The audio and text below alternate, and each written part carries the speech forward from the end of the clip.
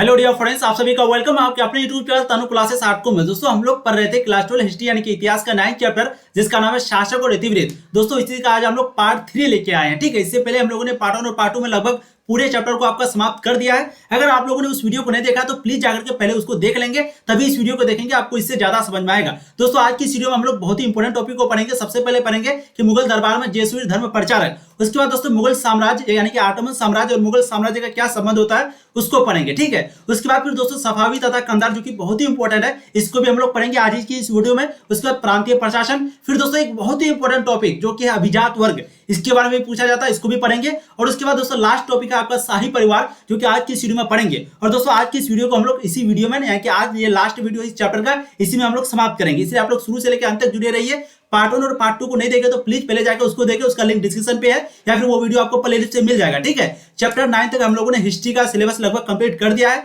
अगर जो भी इससे पहले वाले चैप्टर को नहीं देखे तो जाकर देख लीजिए, प्लेलिस्ट पे सारा वीडियो आपको रखा हुआ मिलेगा। ठीक है, और आज की सीरीज में दोस्तों जो कि बहुत ही इंपॉर्टेंट होने वाला है, क्योंकि आपको मालूम है ये चैप्टर बहुत ही इंटरेस्टिंग है। जो पार्ट 1 पार्ट 2 पढ़े उसको मालूम होगा, तो आप लोग बस मेरे साथ साथ जुड़े रहिए, मेरी बातों को सुनिए। और जो जो आप लोग को नोट करने के लिए बोलते हैं प्लीज नोट कीजिए। जब तक आप नोट नहीं करेंगे तब तक ये वीडियो देखने का आपको कोई भी मतलब नहीं बनेगा। ठीक है, जो भी इंपॉर्टेंट पॉइंट बोलते हैं प्लीज उसको नोट कीजिए, क्योंकि आपको ऑब्जेक्टिव क्वेश्चन में यानी कि एमसीक्यू में, लघु दीर्घ क्वेश्चन में इसी तरह का क्वेश्चन आपको पूछा जाएगा चैप्टर के बीच से। ठीक है, तब तक दोस्तों इसके लिए क्या है कि अगर आप नोट नहीं करेंगे तो इससे क्या होगा कि आपको प्रॉब्लम होगी, आपको फिर कुछ याद नहीं रहेगा, फिर इसका आंसर सुनेंगे उसका आंसर आपका निकल जाएगा। इसलिए प्लीज मेरी बातों को अच्छे से सुनिए और नोट कीजिए या फिर स्क्रीनशॉट ले लीजिए। ठीक है, तो चलिए पार्ट 3 में दोस्तों आज की इस टॉपिक का सबसे पहला टॉपिक वो है शाही परिवार। बहुत ही इंपॉर्टेंट टॉपिक है, मेरी बातों को प्लीज ध्यान से सुनेंगे आप लोग।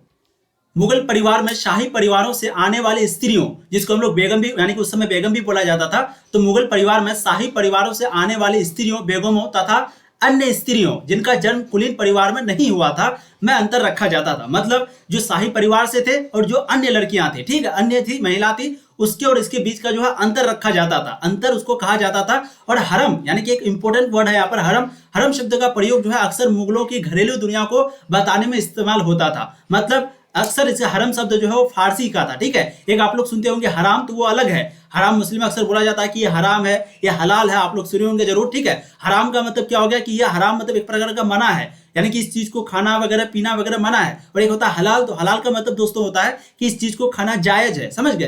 तो ये यहाँ हरम और मतलब कि यहाँ हरम और हलाल नहीं है, यहाँ पर मतलब हराम और हलाल नहीं, यहाँ पर हरम है, यहाँ पर आकार नहीं है। हरम, हरम शब्द जो है वो फारसी का है, जिसका प्रयोग मुगलों की घरेलू दुनिया को बताने में इस्तेमाल होता था। और हरम शब्द का जो मतलब था वो था पवित्र स्थान। समझ के देखिए, मीनिंग बिल्कुल उल्टा है। पवित्र स्थान को मंदिर, मस्जिद, चाहे जो भी है, अगर आप उसको हरम बोलेंगे, ये हरम जगह है तो बोल सकते हैं। तो हरम का मतलब ही हुआ पवित्र स्थान। ठीक है, तो हरम शब्द का प्रयोग जो है किसके लिए किया जाता था? मुगलों की घरेलू दुनिया के बताने के लिए किया जाता था। और मुगल परिवार में जो शाही परिवार होते थे और अन्य स्त्रियां होते थे, उनके बीच जो है अंतर होता था, समझ गए, अंतर रखा जाता था, दोनों को एक साथ एक मेल में नहीं रखा जाता था। अब दोस्तों नेक्स्ट पॉइंट देखिए आपका, नूरजहां के बाद मुगल रानियों तथा राजकुमारियों ने महत्वपूर्ण वित्तीय स्रोतों पर नियंत्रण रखा, यानी कि कंट्रोल रखना शुरू किया। शाहजहां की बेटियां, एक का नाम था जहां आरा और एक का नाम था रोशन आरा। तो शाहजहां की बेटियों, जिसका नाम है जहां आरा और रोशन आरा, को ऊंचे शाही मनसबदारों के समान वार्षिक आय होती थी, समझ गए। तो नूरजहां के बाद जो मुगल रानियों तथा राजकुमारियों ने महत्वपूर्ण वित्तीय स्रोतों पर जो है नियंत्रण रखना शुरू किया था। और शाहजहां की जो बेटी थी, एक का नाम था जहां आरा, एक का नाम था रोशन आरा, वो जो है ऊंचे शाही मनसबदारों के समान वार्षिक आय होती थी। अब तीसरा पॉइंट देखेंगे दोस्तों, जहां आरा को सूरत के बंदरगाह नगर, जो कि विदेशी व्यापार का लाभप्रद केंद्र था, से राजस्व प्राप्त होता था, यानी कि एक प्रकार का टैक्स प्राप्त होता था। तो जहां आरा को जो है सूरत के कौन से नगर, बंदरगाह नगर से क्या होता था? विदेशी व्यापार का जो लाभप्रद केंद्र था, वहीं से उसको राजस्व प्राप्त होता था। किसको? जहां आरा को। ठीक है, अब तीसरा चौथा पॉइंट देखिए, जहां आरा ने शाहजहां की कई नई राजधानी शाहजहानाबाद की परियोजनाओं में हिस्सा लिया। शाहजहानाबाद के हृदय स्थल चांदनी चौक की रूपरेखा जहां आरा द्वारा बनाई गई थी। मतलब सिंपल यहाँ पर ये पॉइंट बोल रहा है कि शाहजहानाबाद के जो हृदय स्थल है, जिसका नाम है चांदनी चौक, तो आप एक क्वेश्चन यहाँ पर ये बन सकता है कि चांदनी चौक जो है वो क्या था? शाहजहानाबाद के हृदय स्थल था। तो इसकी रूपरेखा जो है वो कौन की थी? जहां आरा द्वारा बनाई गई थी। ठीक है, और जहां आरा जो है वो शाहजहां की नई राजधानी, जिसका नाम था शाहजहानाबाद, जो कि दिल्ली में था, इसकी परियोजनाओं में यानी कि प्लानिंग में हिस्सा लिया था। कौन लिया था? जहां आरा लिया था। कहां पर, वही जब शाहजहानाबाद की नई परियोजना में हिस्सा लिया था, जब नई राजधानी दिल्ली में बनाई जा रही थी, जिसको उस समय शाहजहानाबाद बोला जाता था। अब अगर यहां देखेंगे, गुलबदन बेगम बाबर की पुत्री, हुमायूं की बहन और अकबर की फूफी थी। गुलबदन बेगम जो है वो बाबर की पुत्री, बाबर की बेटी, हुमायूं की बहन और अकबर की फूफी थी। गुलबदन खुद फारसी और तुर्की में धारा प्रवाह तूफान की तरह लिखती थी। धारा प्रवाह का मतलब तूफान की तरह वो फारसी लिखती थी, ठीक है। तो गुलबदन बेगम जो है, क्योंकि यहाँ पर बाबर की पुत्री थी, गुलबदन बेगम बाबर की पुत्री, तो बाबर का जो एक बेटा था उसका नाम था हुमायूं, तो हुमायूं की बहन हो गई, और हुमायूं का एक बेटा था जिसका नाम था अकबर, तो उसका वो फूफी हो गई, ठीक है। तो गुलबदन जो है खुद फारसी और तुर्की में बहुत ज्यादा स्पीड से लिखते थे, वो फारसी भी और तुर्की भी तूफान की तरह स्पीड से लिखते थे वो, ठीक है। तो आपको चीजें समझ में आ रही है शाही परिवार के बारे में, यही चीज आपको लिखना है। शाही परिवार के बारे में पूछ देगा तो आपको दोस्तों यही चीजों को लिखना पड़ेगा। सॉरी, थोड़ी सी मेरी वॉइस जो है थोड़ा डाउन है। अब चलिए अभिजात वर्ग के बारे में समझिए, बहुत ही इंपॉर्टेंट है, आप लोग आराम से समझते हुए चलिए। नोट आप लोगों के लिए इस तरीके से बनाया जाता है कि आप अगर अपने से भी पढ़ेंगे ना तो सब कुछ समझ सकते हैं, ठीक है। बस आप ध्यान से सुनते हुए चलिए। देखिए, मुगल राज्य के अधिकारियों का दल, जिसे इतिहासकार सामूहिक रूप से अभिजात वर्ग भी कहते हैं। मुगल राज्य के अधिकारियों का दल, जिसे इतिहासकार क्या बोलते हैं, अभिजात वर्ग बोलते हैं। तो अगर आपको कोई क्वेश्चन पूछ दे कि अधिकारी मतलब कि अभिजात वर्ग क्या है, तो मुगल राज्य के अधिकारियों का दल, जिसको क्या बोला जाता है, इतिहासकार क्या बोलते थे, उसको बोलते थे अभिजात वर्ग, ठीक है। और अभिजात वर्ग में भर्ती विभिन्न निर्जातीय तथा धार्मिक समूहों से होती थी।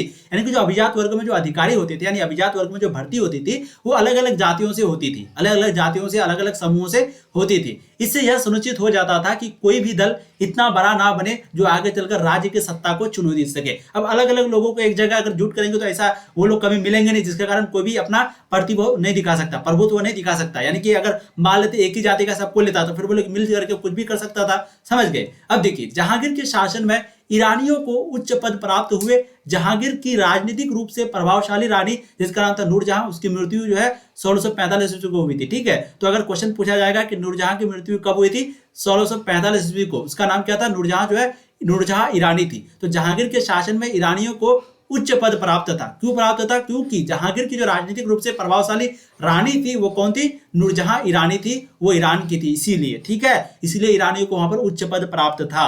अब देखिए, औरंगजेब ने राजपूतों को उच्च पदों पर नियुक्त किया। औरंगजेब जो है वो राजपूतों को उच्च पद पर नियुक्त किया, यानी कि उन लोगों को बहाल किया। फिर भी शासन में अधिकारियों के समूह में मराठी की संख्या ज्यादा थी। वो उच्च उच्च पद वाले को नियुक्त किया, राजपूतों को नियुक्त किया, फिर भी जो शासन में अधिकारियों में जो समूह, जो मराठी की संख्या थी वो ज्यादा थी, ठीक है। किसकी, मराठी की संख्या शासन में ज्यादा थी। मनसब प्रथा की शुरुआत करने वाले अकबर ने अभिजात वर्ग के कुछ लोगों को शिष्य की तरह मानते हुए उनके साथ मधुर संबंध बनाए, यानी कि एक बहुत बड़ा प्यार वाला संबंध बनाए, बहुत अच्छा रिलेशन बनाए। तो यहाँ पर अभिजात वर्ग का मतलब मैंने बता दिया, अधिकारियों का समूह। तो मनसब प्रथा की जो शुरुआत है वो किसने की थी, अकबर ने की थी। और उसी में जो है अभिजात वर्ग के कुछ लोगों के शिष्य की तरह, यानी कि एक प्रकार का समझते हैं अभिजात वर्ग में, यानी कि अधिकारियों के कुछ लोगों को शिष्य की तरह, यानी कि वो अपना स्टूडेंट को समझा रहे, उस तरीके से उन लोगों को मानता था और उसके साथ मधुर संबंध बनाया, अच्छा रिलेशन बनाया। अब मीर बख्शी, जो कि उच्चतम वेतनदाता थे, उच्चतम वेतनदाता, खुले दरबार में बादशाह के दाएं ओर खड़ा होता था। केंद्र में दो अन्य महत्वपूर्ण मंत्री थे, जो था दीवान आला, जो कि वित्त मंत्री, और एक था सद्र उस सुदूर, जो था अनुदान मंत्री। ये क्वेश्चन आपको पूछा जा चुका है, इसलिए आप लोग अच्छे से ध्यान से देखिए। सबसे पहले मीर बख्शी जो है वो उच्चतम वेतनदाता थे। क्या थे वो, उच्चतम वेतनदाता। कौन थे, मीर बख्शी थे। और वो खुले दरबार में बादशाह के दाएं ओर खड़ा होता था। कौन, मीर बख्शी। वहीं पे अगर दीवान आला का बात करेंगे तो वो जो है आपका वित्त मंत्री था। और सद्र उस सुदूर ये जो है आपका अनुदान मंत्री था। तो क्वेश्चन पूछेगा अनुदान मंत्री कौन था, तो बोलेंगे सद्र उस सुदूर। क्वेश्चन पूछेगा वित्त मंत्री कौन था, बोलेंगे दीवान आला। और उच्चतम वेतनदाता मीर बख्शी। 3 क्वेश्चन आपका यहाँ पर सॉल्व होता है। तो दोस्तों इस तरीके से जो है आपका शाही परिवार था, ये अभिजात वर्ग था, जिसके बारे में मैंने आपको बताया। अभिजात वर्ग का मतलब मुगल राज्य के अधिकारियों का दल, अधिकारियों का नहीं, मुगल राज्य के अधिकारियों का दल को बोला जाता था अभिजात वर्ग। इतिहासकार जो है सामूहिक रूप से इसको अभिजात वर्ग बुलाया। कौन, इतिहासकार, ठीक है। इतिहास का मतलब जो इसकी खोजबीन वगैरह किए। अब देखिए सफावी तथा कंधार, एक बहुत ही इंपॉर्टेंट टॉपिक, समझिए। सफावी तथा कंधार, कंधार सफावियों और मुगलों के बीच झगड़े की जड़ थी। कंधार जो है वो सफावियों और मुगलों के बीच झगड़े की जड़ थी। यह किला नगर 92 में हुमायूं के अधिकार में था, जिसे 1595 में अकबर द्वारा पुनः जीत लिया गया था। 1613 में जहांगीर ने शाह अब्बास के दरबार में कंधार को मुगल अधिकार में रहने देने की वकालत करने के लिए एक राजनीतिक दूत भेजा, लेकिन यह शिष्टमंडल अपने उद्देश्य में सफल नहीं हुआ। 1622 में शीत ऋतु में एक फारसी सेना ने कंधार पर घेरा डाल दिया और मुगल रक्षक सेना पूरी तरह से तैयार नहीं थी, जिस कारण उसे पराजित होना पड़ा और उसे किले तथा नगर सफावियों को सौंपने पड़े। कंधार जो है वो एक मुख्य रूप से सफावी और मुगलों के बीच जो है हमेशा झगड़े का, बोला है तुम ही जड़ हो झगड़े का, तो मेरे और इसके बीच का झगड़े का जड़ तुम ही हो, तो वही एक कंधार था जो कि सफावियों और मुगलों के बीच हमेशा झगड़े की दर था। किसके बीच? सफावी और मुगलों के बीच, ठीक है। और ये किला नगर प्रारंभ में यानी कि हुमायूं के अधिकार में था। शुरू में जो एक किला था वो किसके अधिकार में था? हुमायूं के अधिकार में, यानी कि हुमायूं के नियंत्रण में था, जिसे 1595 में अकबर द्वारा पुनः जीत लिया जाता है। जिसे 1595 में अकबर जो है उसको जीत लेता है, यानी कि दोबारा जीत लेता है। और 1613 में जहांगीर ने शाह अब्बास के दरबार में कंधार को मुगल अधिकार में रहने देने की वकालत करने के लिए एक राजनीतिक दूत भेजता है, यानी कि एक मैसेंजर भेजता है। मतलब 1613 में, सबसे पहले पॉइंट देखिए, 1613 में जो जहांगीर थे उसने अब्बास के दरबार में, उसने शाह अब्बास के दरबार में कंधार को मुगल अधिकार में रहने देने की वकालत करता है, यानी कि उसका तरफदारी करता है कि नहीं इसको यानी कि कंधार को रखना चाहिए। जहांगीर ने शाह अब्बास के दरबार में कंधार को मुगल अधिकार में रहने के लिए उसको क्या बोलता है? वकालत करता है उसका, और एक राजनयिक दूत भेजता है, यानी कि एक मैसेंजर भेजता है, किसी को भेजता है कि जाकर के ये बात उसको जाके बोलो। तो यहाँ पर दूत का मतलब मैसेंजर होगा, ठीक है। मैसेंजर ऑफ गॉड वो अलग चीज है, यहाँ पर एक दूत का मतलब एक प्रकार का मैसेंजर समझेंगे। लेकिन ये शिष्टमंडल अपने उद्देश्य में सफल नहीं हुआ, लेकिन जहांगीर जो है इस चीज में सफल नहीं होता है। और 1622 में जो शीत ऋतु में एक फारसी सेना ने कंधार पर घेरा डाल दिया, फिर मुगल रक्षक सेना पूरी तरह से तैयार नहीं था, जिस कारण उसे पराजित होना पड़ा और उसे किले तथा नगर सफावियों को सौंपने पड़े। और उसका जो मतलब कि यानी कि वो तो पराजित हो गया, हार गया। उसके बाद जो किला था, नगर था, वो किसको सौंपना पड़ा? सफावियों को, ठीक है। अब ऑटोमन साम्राज्य के बारे में पढ़ते हैं, बहुत ही इंपॉर्टेंट है, समझिए। तीर्थ यात्रा और व्यापार। ऑटोमन साम्राज्य जो कि मुगल साम्राज्य के साथ संबंध था, उस चीज को समझते हैं। ऑटोमन साम्राज्य कहां पर था? आपका तुर्की में था। एक बहुत ही बड़ा साम्राज्य था ऑटोमन एम्पायर, ऑटोमन साम्राज्य, या फिर सल्तनत उस्मानिया, इस तरीके से बुलाया था, ठीक है। देखिए, ऑटोमन साम्राज्य के साथ मुगलों ने अपने संबंध इस पैमाने पर रखा था कि वे ऑटोमन नियंत्रण वाले, जानते ऑटोमन साम्राज्य को जो बनाया था उसका उम्र कितना था? 22 साल का उम्र था, मान ली वल्ली 22 ईयर्स के, मतलब 22 ईयर्स था जब उसका। उसी समय वो जो है एक बहुत बड़ा युद्ध किया था जिसमें उसकी जीत हुई थी, ठीक है। और उसी समय जो है एक उस्मानिया, सल्तनत उस्मानिया, जिसको साथ अभी इस्तांबुल बोला जाता है, इस्तांबुल, ठीक है, तुर्की में है इस्तांबुल, राजधानी शायद इस्तांबुल ही है ना, तो उसी चीज को जीत लेता है। तो वही 22 साल उसका एज था बोले, ठीक है। अब देखिए, वही ऑटोमन साम्राज्य का जो है, यानी कि नींव तो कोई और रखा था उससे पहले ही, लेकिन ऑटोमन साम्राज्य को वही बर्खास्त किया था, एक प्रकार का बोल सकते वही चलाया था। अब देखिए, ऑटोमन साम्राज्य के साथ मुगलों ने अपने संबंध इस पैमाने पर रखा था कि वो ऑटोमन नियंत्रण वाले क्षेत्रों में व्यापारियों और तीर्थयात्रियों के स्वतंत्र आवागमन को जारी रख सके। यानी कि ऑटोमन साम्राज्य जो है वो मुगलों के साथ इसलिए इस संबंध पर, यानी कि इस बात पर वो राजी हुए थे कि ऑटोमन नियंत्रण वाले जो क्षेत्र है, यानी कि जहां पर ऑटोमन राज करता है, जहां पर ऑटोमन का कंट्रोल है, वहां पर जो है व्यापारी और तीर्थयात्री का मतलब मैंने आपको पार्ट में बताया था, जो पवित्र स्थान पर जाते हैं, जैसे कि मक्का मदीना हो गया, उस समय वो था। फिर मैंने आपको बताया 4 धाम के बारे में बताया, ठीक है। तो इस तरीके से पवित्र स्थान पर जाते हैं, उसको बोलते हैं तीर्थ यात्रा। तो जो तीर्थयात्रियों के, उसके बाद एक व्यापारियों के, बिजनेसमैन के जो स्वतंत्र आवागमन, यानी कि उसको आजादी से, ये नहीं कि उसको रोक करके टैक्स ले, उसको ये करके ये करे वो करे, बस इसी बात को लेकर के जो है ऑटोमन साम्राज्य मुगल ने एक संबंध किया था। समझ गए कि ऐसा हो। और ऑटोमन अरब के उस हिस्से के लिए विशेष रूप से सत्य था जहां मक्का और मदीना के महत्वपूर्ण तीर्थस्थल स्थित थे। अब देखिए, एक बहुत ही इंपॉर्टेंट टॉपिक, मुगल दरबार में जेसुइट धर्म प्रचारक, उसके बाद फिर आपका चैप्टर समाप्त हो जाता है। उसके बाद थोड़ा सा हम लोग इंपॉर्टेंट टॉपिक आपको बताएंगे कि इस चैप्टर में आखिर इंपॉर्टेंट क्या है, वो चीज बता देंगे, तभी फिर इस वीडियो को समाप्त करेंगे। इसलिए आप लोग जल्दी वीडियो को छोड़ना नहीं, ये वीडियो काफी इंपॉर्टेंट है। यहीं पे आपको दोस्तों पता चलेगा कि कौन सा टॉपिक आपके लिए इंपॉर्टेंट है। भले आप पार्ट 1 में पूरा देख ले, लेकिन इंपॉर्टेंट देखिएगा तभी तो फिर दोबारा उसको अच्छे से पढ़िएगा, ठीक है। देखिए, मुगल दरबार में जेसुइट धर्म प्रचारक, यूरोप को भारत के बारे में जानकारी जो है वो जेसुइट धर्म प्रचारक, यात्रियों और व्यापारियों के विवरणों से मिली है, ठीक है।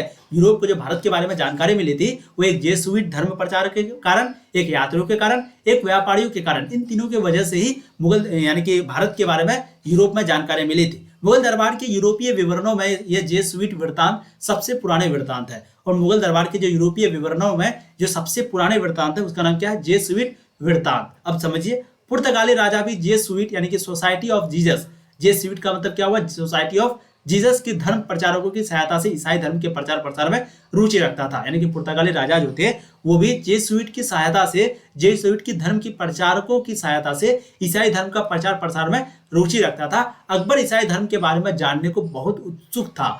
उसने जेसुइट पादरियों को आमंत्रित करने के लिए एक दूत मंडल गोवा भेजा। पहला जेसुइट जो है वो शिष्टमंडल फतेहपुर सिकरी के मुगल दरबार में 1580 में पहुंचा और वहां लगभग 2 साल रहा। ठीक है, तो पहला जेसुइट जो कि शिष्टमंडल फतेहपुर सिकरी के मुगल दरबार में 1580 में पहुंचा था और वहां लगभग वो 2 साल तक रहा था। तो क्वेश्चन पूछा जा सकता है पहला जेसुइट शिष्टमंडल, जेसुइट क्या होता है? Society of Jesus, society of Jesus. ठीक है, चलिए जेसुइट धर्म प्रचार को अब एक इंपॉर्टेंट यहाँ देखिए, धार्मिक ज्ञान के लिए अकबर की तलाश ने ईसाई धर्म के ज्ञान तलाश ने फतेहपुर सिकरी की इबादत खाने में विद्वान मुसलमानों, हिंदुओं, जैनों, पारसियों तथा ईसाइयों के बीच अंतरधर्मीय वाद विवाद पैदा कर दिया। तो दोस्तों यहीं पर आपका जो चैप्टर समाप्त होता है। अगर अभी तक आप लोगों ने वीडियो को लाइक नहीं किया कर दीजिएगा, शेयर नहीं किया कर दीजिएगा। एक बार हम लोग फटाफट जो रिवीजन कर लेते हैं कि आखिर इसमें क्या क्या इंपॉर्टेंट था और आप लोगों को क्या क्या पढ़ना जरूरी था। ठीक है, देखिए मुगल शासक तो कैसे व्युत्पन्न होता है, कहां से आता है, ये सब इतना इंपॉर्टेंट नहीं है, बट जानकारी के लिए आपको रखना चाहिए। मुगल शासक का साम्राज्य ये बहुत ही इंपॉर्टेंट है। मैंने आपको सब चीज इसमें लगभग बता दिया हूं कि मुगल शासक के जो साम्राज्य है उसके बारे में। ठीक है, नसीरुद्दीन हुमायूं के बारे में कभी कभी पूछता है, शॉर्ट क्वेश्चन में अकबर के बारे में पूछता है, जलालुद्दीन अकबर के बारे में भी शॉर्ट क्वेश्चन में पूछता है, जहांगीर के बारे में भी, शाहजहां के बारे में भी। उसके बाद आपका एक और शाहजहां के बाद आपका था औरंगजेब। औरंगजेब बार बार अटक जाता है, मैं इसके बारे में आपको बताया था, इसी को क्या बोला जाता था? आलमगीर बोला जाता था। ठीक है, 1707 में जो है इसका मृत्यु हो गई थी। ठीक है, सब कुछ मैंने आपको डेट के साथ पार्ट में बहुत मजे के साथ बताया था। उसके बाद फिर इतिवृत्त की रचना, जो कि बहुत ही इंपॉर्टेंट टॉपिक है, यहीं से इतिवृत्त की रचना क्या है, कभी कभी लॉन्ग में पूछा जाता है। तुर्की से फारसी की ओर, ये भी बहुत इंपॉर्टेंट टॉपिक है। पांडुलिपि की बनावट, ये भी बहुत इंपॉर्टेंट है, लगभग सभी तो इंपॉर्टेंट है। रंगीन चित्र, इसके बारे में उतना पूछा नहीं गया, लेकिन मिला जुला की ये भी इंपॉर्टेंट। बादशाहनामा और अकबरनामा, देखिए बादशाहनामा अकबरनामा जो किताब वगैरह था उसके बारे में, फिर अकबरनामा के बारे में हम लोगों ने देखा था। अबुल फजल जो कि बहुत इंपॉर्टेंट व्यक्ति थे, आगे भी हम लोग इसके बारे में पढ़ेंगे। अबुल फजल, ठीक है, अबुल फजल क्या था भाई? ये अकबरनामा के लेखक था और अबुल फजल का शिष्य का नाम ही था, क्या शिष्य का नाम था उसका? अब्दुल हामिद लाहौरी। पार्ट 2 में हम लोग पढ़े थे। तो आईने अकबरी, ये भी बहुत इंपॉर्टेंट है, आईने अकबरी के बारे में भी हम लोग शायद आगे पढ़ेंगे। ठीक है, बादशाहनामा, इसके बारे में हम लोगों ने पार्ट 2 में पढ़ा था। बादशाहनामा के टोटल 3 जिल्द थे, जिसमें से प्रत्येक 2 जिल्द जो है, पहला जिल्द का मतलब मैंने क्या बताया था, यानी जैसे हिस्ट्री का टोटल 3 भाग है। ठीक है, तो उसी तरीके से 3 जिल्द था, जिसमें से 2 जिल्द को जो है कौन लिखा था? अब्दुल हमीद लाहौरी लिखा था, अब्दुल हमीद लाहौरी। कभी कभी आपको इसी को जो है लाहौरी नाम से भी जाना जाता था। किसको? अब्दुल हमीद लाहौरी को। तो बादशाहनामा का जो 2 जिल्द था वो अब्दुल हमीद लाहौरी लिखा था। ठीक है, और ये अब्दुल हमीद लाहौरी क्या थे? अबुल फजल के शिष्य थे, यानी कि उसके चेला थे, स्टूडेंट थे। ठीक है, और उसको जो सुधार है वो कौन किया था? वजीर सादुल्ला खां।